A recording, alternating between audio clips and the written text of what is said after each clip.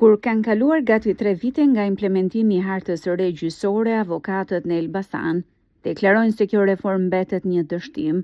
Sipas avokatit Ilia Gugu, sot shërbimi gjyqësor jo vetëm që është larguar nga qytetarët, por këta të fundit për një çështje civile rrezikojnë të presin me vite. Bashkë me zgjatjen e proceseve është rritur edhe kostoja, pasi janë dyfishuar pagesat për avokatët që ndjekin çështjet. Pa diskutim që ka, është evident edhe është e rëndë. Shumë shtetas struken, përmbahen, madje marrin dhe borx për të fituar një të drejtë, sepse i duhet rruga, i duhet avokati, për po të kesh parasysh që në disa gjykata, një çështje gjyqësore zgjatet deri në 22 seanca përgatitore. Llogaritë sa dëm është kjo për qytetarin.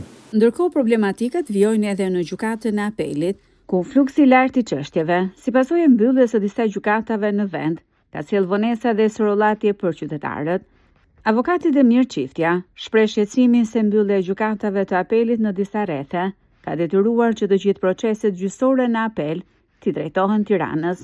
Po, reforma e re territoriale në lidhje me shpërndarjen e gjykatave ka sjellë anomali shumë të mëdha në mirë funksionimin e sistemit drejtësisë.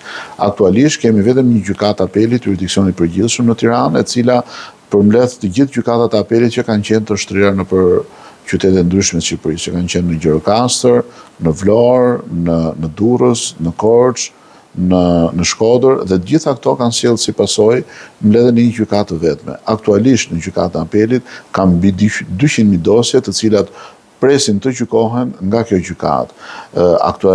Kemi një numër shumë të madh të dosjeve të pagjykuara, gjë që po zvarriten për vite me radhë edhe dhënia e drejtësisë ndaj qytetarëve. Fluksi i lartë ka ndikuar edhe në cilësinë e vendimeve, ndërsa nga ana tjetër, kostot për qytetarët janë rritur ndjeshëm.